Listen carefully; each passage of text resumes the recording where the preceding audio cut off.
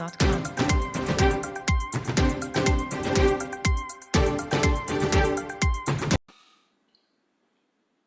Bienvenidos, esto es La Lupa Semanal, un programa que realizamos en coordinación con SND Editores, al que damos las gracias siempre, más aún en este año. 2025, el año de Franco, el año en el que Franco es el español, el año valga la redundancia, y es así. Y nos seguimos sumando a esta gran iniciativa del gobierno Frente Populista que sufrimos, porque es verdad que lo sufrimos. Hemos llegado hasta la batalla de Belchite.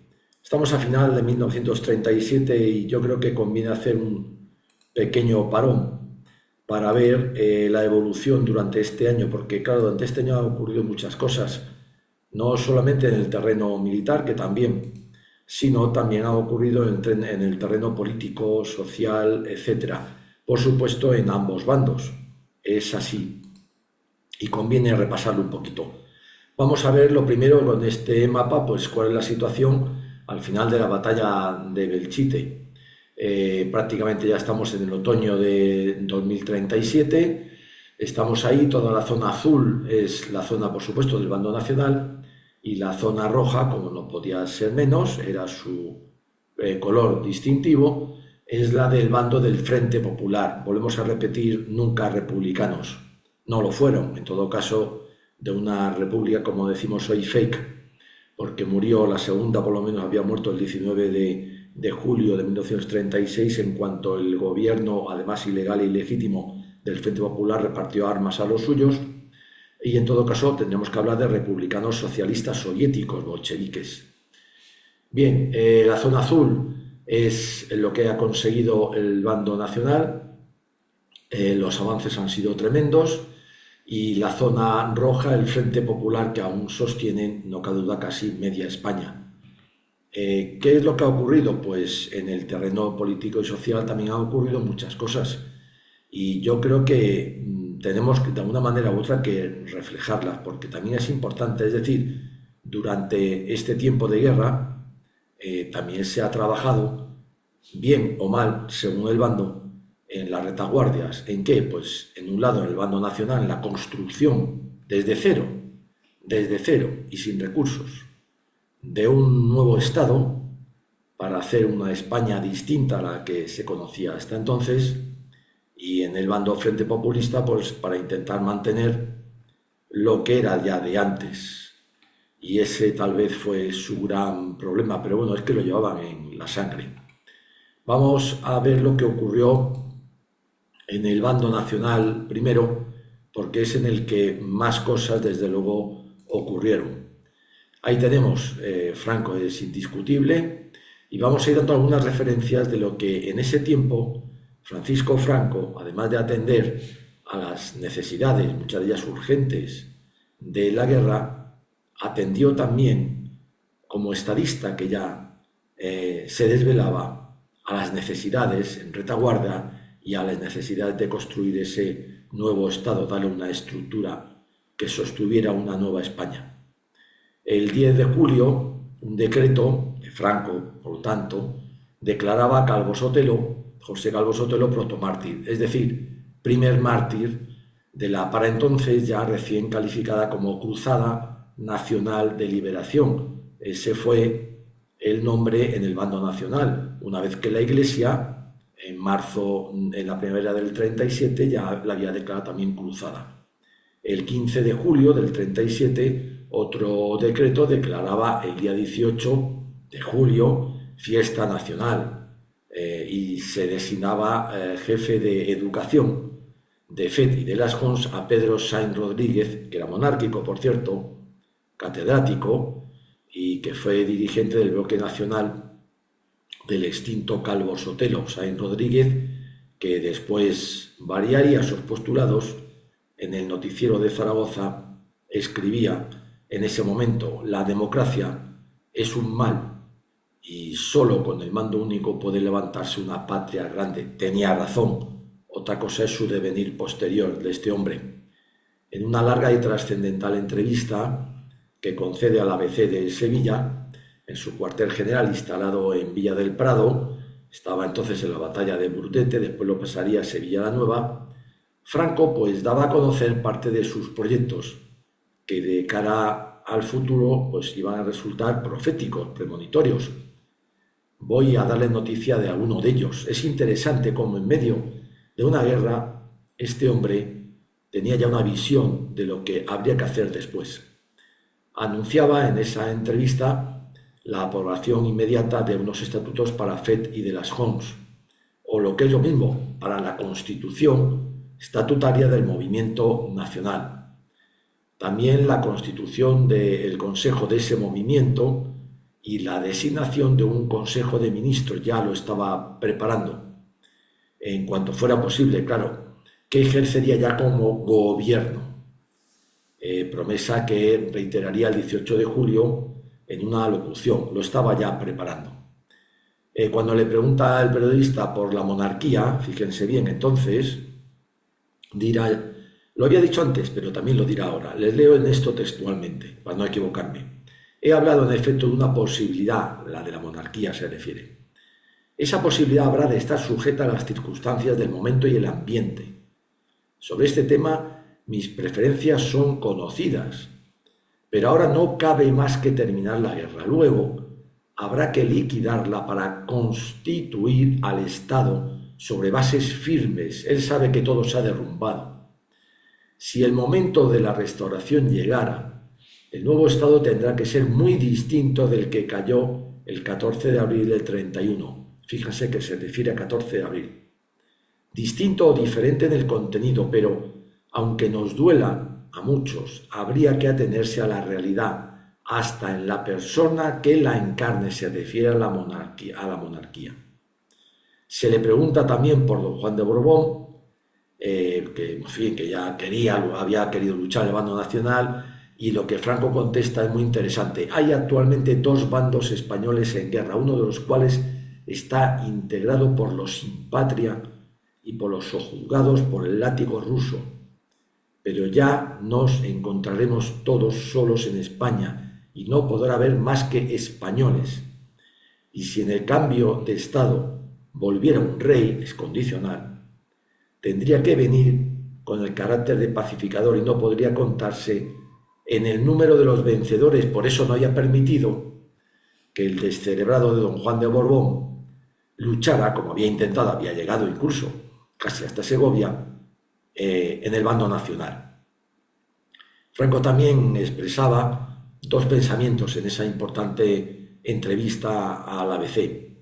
Definía el concepto del nuevo Estado que iba a crear y decía textualmente, es muy importante, después ha tergiversado, nuestro Estado será instrumento totalitario al servicio de la integridad de la patria, pero no se refería a totalitario como se le ha achacado después, sino a total, el instrumento total puesto al servicio de la integridad de la patria, o sea, al servicio de la patria, el Estado al servicio de la nación y de la patria, no al revés. Marcaba por lo tanto una profunda diferencia con esos estados totalitarios en boga en ese momento, especialmente la Unión Soviética.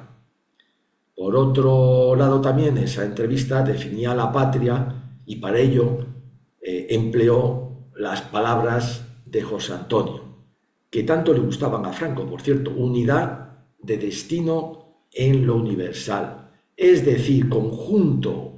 La patria es el conjunto de valores espirituales y materiales heredados, cuya identidad o integridad debía defenderse, pero no anclándose en lo pasado por glorioso que fuera, que lo es, que lo fue, sino proyectando ese pasado y sus glorias hacia el futuro para administrar y engrandecer esa herencia recibida, para transferirla a las siguientes generaciones crecida y reforzada.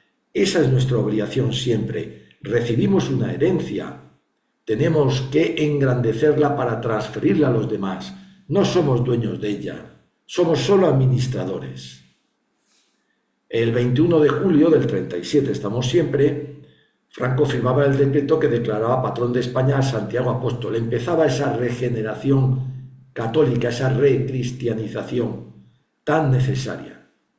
El 5 de agosto la Junta Política aprobaba los estatutos de Federal Home, como le había anunciado, los cuales, bueno, habían sido redactados por Serrano Súñez, habían colaborado también pues, grandes personalidades intelectuales del momento, Dionisio Redruejo, Laín Entralgo, Antonio Tobar, acentuándose con eso, la ascensión de quién, de Serrano Súñez, momentáneamente, por supuesto. Luego ya veremos más adelante lo que pasó con él. El artículo 47 de estos estatutos es muy interesante. Lo voy a leer textualmente. El jefe nacional del FETI del Arjón, supremo caudillo del movimiento, personifica todos los valores y todos los honores del mismo. Como autor de la era histórica donde España adquiere las posibilidades de realizar el destino y con él los anhelos del movimiento, el jefe, en su entera plenitud, asume las más absolutas autoridades. El jefe responde ante Dios y la historia. Y es así. Era así y siguió siendo así. Por último, los estatutos pues también reconocían al caudillo que podía designar a su sucesor, quien recibirá de él las mismas dignidades y obligaciones. El 10 de agosto, de común acuerdo entre Franco y el cardenal Gomá, era nombrado, el cardenal Gomá iba a morir rápidamente, en breve, era nombrado por la Santa Sede obispo de Sevilla, había fallecido el titular en ese momento. El cardenal Segura, sabemos que tanto combatió en favor de los derechos de la Iglesia durante la Segunda República, por eso ya en el 31 fue expulsado. El 11 de agosto Franco declaraba a la agencia United Express International: nuestro régimen tomará de los autoritarios, fíjense que no habla de dictaduras, de los autoritarios, el principio jerárquico. Tendrá al mismo tiempo características jerárquicas nacionales definidas. Impondrá el deber junto al derecho, mantendrá las mejoras sociales adquiridas y no negociará con los votos de los obreros ni con la protección de los bancos. Ya empieza a distanciarse, por lo tanto, del socialismo como del capitalismo. El 15 de agosto, seguimos en el 37, publicaba un artículo en una revista belga, La Revue Verte, en la que decía Franco: no basaremos el régimen futuro en sistemas democráticos que decididamente no convienen a nuestro pueblo. Es muy importante estas declaraciones. Estamos en el 37. Durante el verano, el cuartel general del Generalísimo pues, se trasladó ya de Salamanca a Burgos, donde quedaría definitivamente durante toda la guerra. Durante ese intenso y trascendental mes de agosto, sabemos que está en medio de Brunete, Franco tomará una de las más importantes decisiones cuya proyección en esos instantes pues, y de cara al futuro será crucial. Tras el primer año casi ya de guerra, estamos en agosto del 37, y debido a necesidades urgentes obvias, la carencia de recursos financieros de toda clase, acuérdense, Frente Popular se había llevado el oro de Moscú, todas las reservas, unido a que ese año había una deficiente cosecha en la parte nacional, provocada pues, perturbaciones de todo tipo en el campo, pues la balanza exterior de la zona nacional arrojaba un balance francamente negativo. Pero, bueno, pues la organización y medidas que también desde los primeros instantes se venían tomando, Franco no dejaba nada a la improvisación, pues además de evitar la escasez de productos, en la zona nacional me refiero, la que sí sufría la zona Frente Populista, permitían ahora ya obtener excelentes previsiones para la nueva cosecha. Se había trabajado mucho en el campo, en medio de la guerra, en la zona nacional. Ante tal hecho, bueno, pues el grupo de técnicos que venía trabajando en el seno de la Junta Técnica, Franco, cuando es designado caudillo, nombra una Junta Técnica. Por eso lo de que Franco en un momento dado, más adelante, los tecnócratas, no, Franco siempre se rodeó de técnicos, de tecnócratas, de gente que sabía del aspecto que se le encomendaba. Pues esos asesores, vamos a decir, ese grupo de técnicos, creaba en el 1 de octubre del 36, dirigidos sobre todo por Dioniso Martín Sanz y por el abogado Pedro González Bueno, propusieron una medida de carácter social a Franco. Entonces era revolucionaria que, bueno, tras diversas vicisitudes y adaptaciones, con el apoyo expreso y personal también de Serrano Suñer, definitivamente vio la luz el 23 de agosto, en forma de un decreto. Por él, esto es muy importante, el nuevo Estado garantizaba a los pequeños y medianos agricultores del trigo, que era importante, era la base de la comida, entonces seguía siendo el pan, era la base también de la cadena alimenticia, un precio mínimo de compra de su cosecha, así como el pronto pago de la misma, medida con la que se conseguía sustraer a los productores de la secular tiranía que sobre ellos imponían desde hacía casi un siglo los intermediarios. Hemos vuelto a eso, principalmente almacenistas que, incumpliendo sistemáticamente las normas establecidas, con la connivencia de la corrupción de las autoridades de la monarquía y también de la Segunda República, abusaban de sus necesidades, de las de los labradores, y les imponían precios de miseria, retrasaban el pago de la mercancía, a veces ni lo pagaban, y otras cuestiones, de tal manera que ejercían sobre esos agricultores una extorsión, no adquiriendo incluso a veces sus cosechas, prefiriendo dejarlas perder para doblegar a los agricultores que fueran además excesivamente reivindicativos. Esto había sido a su vez caldo de cultivo para marxistas, leninistas, socialistas, comunistas y anarquistas. La nueva medida, revolucionaria sin duda, de verdad, social revolucionaria de verdad, no como a las de los marxistas y demás, era en realidad pues la forma más práctica, sencilla y eficaz de proceder a la reforma agrícola tan necesaria y tan esperada, tan solicitada por los campesinos, tantas veces prometida y tantas veces incumplida, fuera por los gobiernos monárquicos, fuera por los gobiernos de la Segunda República, sí, también de socialistas, comunistas, anarquistas, y tan utilizada esa pendiente reforma agrícola por los partidos y sindicatos. Claro, ¿para qué? Pues muy claro, como punta de lanza de su tradicional labor de subversión y radicalización del campo en contra del sistema político y del gobierno del momento, fuera monárquico o lo que sea. O sea, para conseguir el poder. El éxito de esta medida, es de garantizar a los agricultores un precio mínimo justo y además el pago inmediato y la compra de la cosecha. El éxito de esta medida será tan patente y tan duradero que con ella Franco y el movimiento nacional se ganarán la sincera adhesión de tan importante sector durante varias décadas, pues en gran parte sacaría de la miseria a importantes colectivos de productores y trabajadores de un sector de esencial importancia para la España de entonces, eminentemente agrícola y rural.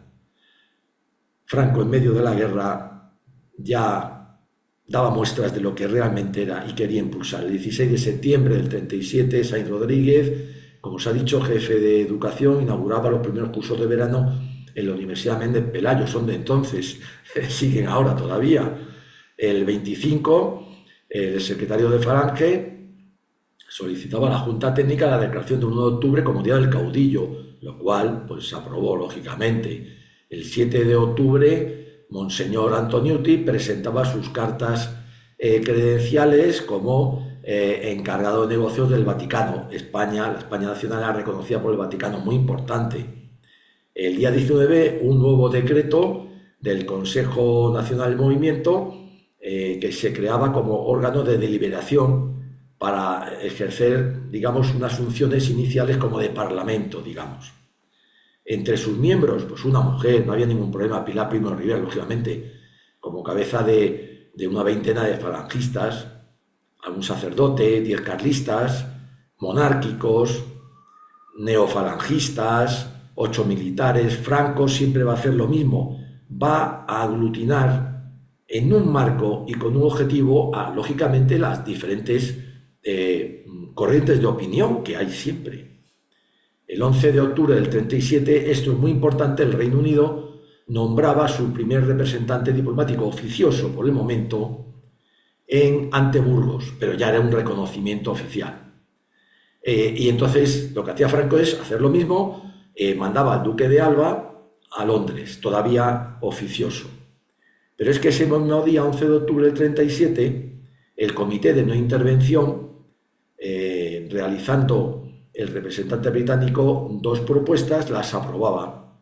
Las 2 propuestas beneficiaban sobre todo a los nacionales. Una, el reconocimiento oficial de los derechos de beligerantes a ambos bandos, pero esto era un reconocimiento sobre todo al nacional, que había partido de la nada. Por lo tanto, lo acreditaba también como lo apuntalaba como nuevo Estado. Y luego otra también del inglés, Anthony Eden, que después sería primer ministro, pues acordaba el Comité de No Intervención solicitar a las 2 partes que cesaran los voluntarios extranjeros, es decir, tanto alemanes e italianos en el bando nacional como las brigadas internacionales en el bando Frente Populista. En realidad, los dos, tanto Franco como Negrín, aceptaron esto porque ya ni a uno ni a otro le interesaban. A Franco los italianos y los alemanes ya no le interesaban, no eran esenciales, y las brigadas internacionales para Negrín tampoco, porque ya había creado ese ejército popular que le llamaba a base de españoles. No obstante, todavía en el 38 los extranjeros seguirán combatiendo en España, pero ya con la vista puesta en un cese en un momento u otro. El 3 de noviembre pues se aprobaron esas propuestas que tardarían casi un año en llevarse a efecto. También en octubre, Anthony Eden en la Cámara de los Comunes pues concedía a los nacionales, nuevo apuntalamiento del nuevo Estado nacional, nuevo Estado español, unos créditos, 2 créditos, 40 y 50 millones de libras. Bueno, ¿por qué? Pues por la caída del norte, por la liberación del norte, ahora en manos nacionales, donde los ingleses tenían muchas inversiones y querían de alguna manera también pues preservarlas, congraciarse con quienes ahora se las podían quitar. Claro. Bueno, ¿qué ocurrió en ese momento? También es importante, pues al tener esa zona de importantes recursos económicos, vuelvo a repetirlo, pues y pasar a manos de los nacionales, los ingleses pensaban que iban a pasar a manos de los alemanes por la ayuda. Así intensificaban estos gestos. Sin embargo, Franco no cederá ni ante unos ni ante los otros, ni ante los ingleses ni ante los alemanes. Y el 9 de octubre decretaba la suspensión de todas las concesiones mineras realizadas durante la guerra por los frentes populistas, de forma que a partir de ese instante dicho potencial en esa zona, sobre todo del norte, quedaba sujeto a las decisiones de las autoridades exclusivamente nacionales. Franco recupera la soberanía, siempre fue obsesión suya. ¿Y qué pasa? Pues que las nuevas autoridades ya le dicen que estudiarán la mejor oferta, buscando el beneficio de España. ¿Esto qué hizo? Bueno, pues los alemanes protestaron porque ellos habían ayudado, los ingleses veían la posibilidad, pero no muy clara, pero a partir de ese momento, pues todo dependía de la decisión de los gobiernos españoles, que se vendiera lo que se obtenía, el producto, o framio, o lo que sea, a unos o a otros. ¿Según qué? Pues el precio, demanda y oferta. Claro. El 10 al 13 de noviembre, pues en Venta de Baños, en Valencia, se reúnen los obispos convocados por Gomá, Cardenal Gomá, preocupados por lo que consideraban como posible exceso de influencia de la embajada alemana en los asuntos de España, al observar en algunos dirigentes falangistas cierta propensión a dejarse encandilar por los postulados nacionalsocialistas, lo que los prelados pues no veían con buen ojo. Las conclusiones de la reunión, que no se hicieron públicas en ese instante, lo fueron después, se trasladaron a Franco, que las hizo suyas, mientras que a los fieles se les exponía de manera, digamos, sutil, más o menos así. Bueno, es decir, se daba un toque, digamos, de atención por parte de la Iglesia para no dejarse arrastrar por el nacionalsocialismo, que tenía una componente pagana muy fuerte.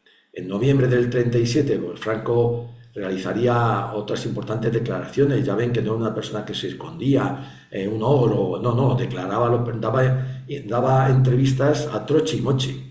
A la agencia católica de noticias norteamericana, textualmente le voy a leer aquí: la gente cree que estamos haciendo una guerra más, pero estamos haciendo una revolución que se inspira en las enseñanzas de la Iglesia Católica. Fíjense qué terminología. Habla de revolución, habla de la Iglesia Católica. A l'Écho de Paris, leo también textualmente: nuestra guerra es muy importante, no es una guerra civil, ni una guerra de partidos, ni una guerra de pronunciamiento. Es una cruzada, la cruzada de los hombres que creen en Dios. Sí, la guerra es una guerra religiosa. Nosotros, todos los que combatimos, cristianos y musulmanes, fíjense lo que dice Franco, somos soldados de Dios y no luchamos contra otros hombres, sino contra el ateísmo y el materialismo. Franco también está atento ya a la necesidad de la recristianización de España. El 21 de noviembre pues, se decretaba al SEU, el Sindicato Español Universitario Falangista, como único sindicato del sistema de enseñanza español. El 2 de diciembre del 37, ya Franco está embebido, lo vamos a ver después en la batalla de Teruel, Franco nombraba a Raimundo Fernández Cuesta, falangista distinguido, por supuesto, lo nombraba secretario general de Federación, y ese mismo día jurarían pues los integrantes del Consejo Nacional del Movimiento. Vamos que va surgiendo la estructura de ese nuevo Estado. El 8 de diciembre pues, se devolvía a las academias nacionales el título de reales. Esto es un guiño a los monárquicos. Y el 13 de diciembre del 37 se restablece el sorteo de la Lotería Nacional, muchos de cuyos recursos se van a emplear precisamente para obras. Junto a todo lo anterior, pues hay que hacer una referencia particular, viene bien, a la labor social de Franco, del incipiente Estado, preocupación siempre suya fundamental. Para ello, pues nos remontamos a octubre del 36, mes en que se había fundado el Auxilio Social, con el primer nombre fue Auxilio de Invierno, para ayudar a las víctimas de la contienda durante esa época del año, pero luego se amplió, claro. Mercedes San Bachiller, que la viuda de Nemesio Redondo, y pues era la principal, era la presidenta, y consiguió poner en marcha una obra importantísima. Les voy a colocar aquí un pequeño diagrama de lo que conseguiría esta mujer, por supuesto con la ayuda de la Falange, con la ayuda de Franco, en fin, con todo. Los comedores infantiles fueron los primeros establecimientos, ahí los tenemos una estadística, mírenla, benéficos que se abrieron en la retaguardia nacional para socorrer a los niños huérfanos y desamparados sin distinción de ideología. Claro, estos centros, pues sí, propagaban los ideales del movimiento, faltaría más. Los comedores, pues tenían un retrato de José Antonio y otro de Franco, pues faltaría más, hombre. Después de los comedores se abrieron las cocinas de hermandad, donde se proporcionan alimentos ¿para quién? Pues para los adultos, para sus hogares. Claro, esto era así, era una labor ingente, además dignificada, porque su lema, o una de sus virtudes, era: son pobres que no quieren serlo, ni demostrarlo, ni padecerlo, ni por supuesto integrarse en el mundo de la pobreza. ¿Por qué? Porque había gente que consideraba vergonzoso acercarse a estos comedores, pero se hizo. El auxilio de invierno pues se creció en el auxilio social, y ahí fue la gran labor. Miren estas cifras. Para niños, en el 36, 100. En el 39, 500.000 de niños se estaban atendiendo, 2.000 y pico comedores infantiles. Adultos, en el 36, ninguno, no se pudo. En el 39, otro 500.000 de adultos, 1.500 cocinas de hermandad que se llamaban. Es impresionante esa labor en medio de una guerra. Es impresionante también qué labor de gestión, qué labor de honradez.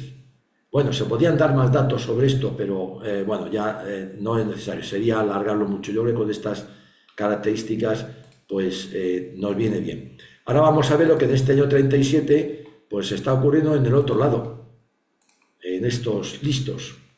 Bueno, creo que esta foto es icónica y hay que sacarla 1000 veces porque hasta el general Vicente Rojo, que iba de católico y tal, está saludando puño en alto. Las divisas que se emplean son manifiestamente comunistas.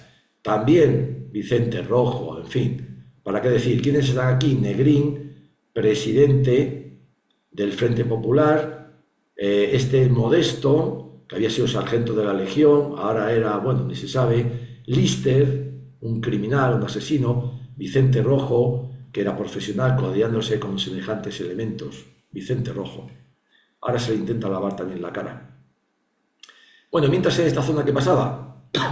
Pues la zona Frente Populista estaba ahondando en este año 37 el caos, el desabastecimiento, lo que no ocurre en la otra, la mala gestión, la corrupción, por ejemplo, casos sonados que se conocieron ya en ese momento fue el hijo y otro pariente del propio general Miaja, que se apoderaron de toda la embajada de sus recursos económicos española en el Cairo. Primero estaban allí los emboscados de siempre, pero es que además no se conformaban con eso, sino que desplumaron a la embajada Frente Populista española en el Cairo, en Egipto. No les bastaba con estar allí emboscados. También pues un anarquista, Barriobero Herrán, que en la audiencia de Barcelona vendía sentencias absolutorias, hay que ser canalla, y libertades a razón de 8 millones de pesetas. También se le trincó, otro listo. Bueno, ¿por qué ese caos? Pues los excesos, las injusticias. A partir de ahora, de ese momento del año 37, todavía mucho más, la zona Frente Populista solo se mantendrá porque en ella, y con la subida al poder de Negrín, como sabemos, en la primavera del 37, se intensificará el qué, la dictadura del proletariado, no, la dictadura, como siempre, el control, la represión de todo aquel que se considerara, por lo que fuera, enemigo de la revolución. Al tiempo que se va a continuar en esta zona Frente Populista con su sovietización en todo. Vuelvo a referirme al saludo, las divisas, ¿para qué decir? Y eso ya fue manu militare. Mal. Por ejemplo, un ex militante del PC, les leo aquí, Bunde Boyote, muy conocido, hizo más que ningún otro político ya de grado por fuerza por extender, se refiere a Negrín, y consolidar la influencia del Partido Comunista en los centros vitales del poder, como son el ejército y la policía. Los asesores soviéticos dirigían hasta batallas, lo hemos visto, dominaban todo. Todos los puestos que habían de llevar a cabo la reorganización del ejército, popular en este caso, se encontraban en poder de los comunistas. Esto lo dice Pérez Salas, que era coronel en ese momento todavía del Frente Popular. En el año 37, más datos que avalan esto, y bueno, y por supuesto, pues debido a los reveses de Brunete, Belchite y demás, en este bando, en el Frente Populista, se llevará a los máximos dirigentes políticos y militares al convencimiento de que es imposible ganar la guerra. Estamos ya en el 37, ya lo habíamos leído cuando Belchite y cuando Brunete y mismo Ignacio Prieto la da por perdida. Bueno, daba igual.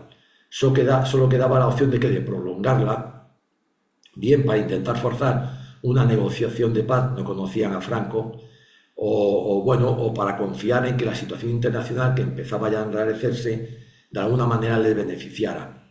Es una canallada estar echando gente a las batallas, a la guerra, carne de cañón, con una esperanza de mantenerse en el poder, a ver si o a ver si. Es una completa canallada, es un crimen de lesa humanidad. En mayo del 37, Negrín, cuando accede al poder, nombra un gobierno, el gobierno PSOE, Partido Comunista y luego separatistas. Imagínense qué gobierno. Y con ello surgen otros capitostes de segundo nivel, por ejemplo, Álvarez del Valle, comisario principal del Comisariado General de Guerra, de él dependían las checas, entre otras cosas, comunista. Antonio Ortega, del Partido Comunista, director general de seguridad, imagínense siempre la policía. El teniente coronel Cordón y el capitán Díaz Tenderon, comunistas declarados desde antes de la guerra. Bueno, pues estos vuelven al ministerio y son los que van a partir de este momento designar ¿El qué? Pues los cargos, los ascensos, los nombramientos, los destinos, etcétera, de los militares. Generales Poza, Miaja, Vicente Rojo, todos estos se someten y de buen grado a los comunistas. ¿Quién dirige la policía, por ejemplo, en Barcelona? Pues Murillo, también comunista. Y el Servicio de Investigación Militar, el temible SIM, pues fue el nombre de la agencia de inteligencia de seguridad dirigida también por los comunistas que creó el Ministerio de Defensa. ¿Quién? Indalecio Prieto, socialista, sí, pero encantado de servir a los comunistas. Bajo este SIM terrible, digamos, aunó todas las organizaciones que hasta entonces había, pequeñas o grandes, de represión, de espionaje, de contraespionaje, oficiales, extraoficiales, lo que sea. El poder para este SIM fue tremendo. Y a él acudieron todos los chequistas y ahí se metieron y demás. El SIM quedó pronto dominado, por lo tanto, también por los comunistas. Bueno, se pueden citar muchos nombres, pero nos alargaríamos. ¿Qué pasó? Pues que el SIM fue inmediatamente también colonizado por los asesores soviéticos que se hicieron cargo de él y que a partir de ese momento lo utilizarían para sus intereses políticos sobre todo. Es muy importante, llegaría a tener 6.000 miembros, 22 millones de pesetas de las de entonces de presupuesto, cárceles, campos de concentración, sí, no solo de prisioneros, de concentración, muchos de ellos secretos. Bueno, tremendo. Sus objetivos, pues no solamente eran los miembros de la famosa quinta columna, o sea, falangistas, sospechosos de afectos a la causa nacional, sino también en el interior. Es que el ADN soviético era ese, los trotskistas, los anarquistas, todo el que no se plegara, por supuesto, igual que la NKVD y la checa soviética, exactamente igual. Contra civiles, contra militares. Bueno, pues es así. No vamos a incidir más. Los estragos que causó el SIM pues fueron terribles, las torturas, los asesinatos, tremendo, algo horroroso. Les voy a leer ahora unas declaraciones, están escritas por ellos mismos, de Azaña. Es que Azaña es una buena referencia de lo que estaba pasando en ese momento. No, esto que les he dicho no lo digo yo, es que lo refrenda Azaña. Por ejemplo, textualmente, la guerra no puede desenlazarse a nuestro favor por la fuerza de las armas. Ya en el 37, a pesar de que la daban por perdida, seguían sin ningún problema de conciencia echando carne de cañón a las batallas. Más de Azaña, para después de la caída de Bilbao, el porvenir no ofrece duda. Le he dicho a Negrín que preveo en el norte una catástrofe colosal, la mayor de esta guerra. Vuelve Azaña. No hay más que aguantar hasta que esto se haga cachos o hasta que nos demos de trastazos unos con otros, entre ellos se refiere, que es como yo he querido siempre que concluirá esto. Más de Azaña. Le pregunto por los comunistas, aprieto. Su política consiste en apoderarse de todos los resortes del poder. Eso fue lo que ocurrió, lo que no dejó Franco ni a alemanes ni a italianos en el bando nacional. Más de Azaña. Hay en la zona nacional, concentrados principalmente en San Sebastián, 40.000 evadidos de Cataluña. Es que eso es algo que se ha estudiado muy poco. La gente de la zona del Frente Popular intentaba pasarse a la nacional como locos. Más de Azaña. Dice textualmente, aprieto, Luis Companys, el separatista catalán, está loco, pero loco de encerrar en un manicomio. Esto lo escribía Azaña. Prieto, dice Azaña también, cree como yo que no se puede ganar, se refiere a la guerra. Para él, Negrín, se refiere ahora para Negrín, es una necesidad creer en el triunfo porque de otro modo no podría trabajar. Y más de Azaña, por último. Cuando se habla de fascismo en España, mi opinión es esta, hace 2 puntos. Hay o puede haber en España todos los fascistas que se quiera, pero un régimen fascista no lo habrá. Si triunfara un movimiento de fuerza contra la República, recaeríamos en una dictadura militar y eclesiástica de tipo español tradicional, por muchas consignas que traduzcan y muchos motes que se ponga, pero no fascista. Azaña no era tonto, sabía lo que decía porque sabía lo que tenía allí. Hay muchas otras referencias, pero aquí lo dejamos.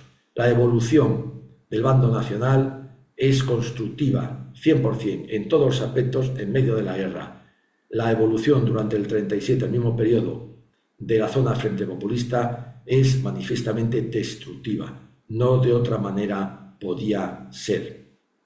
Gracias por seguirnos, españoles. ¡Viva siempre España!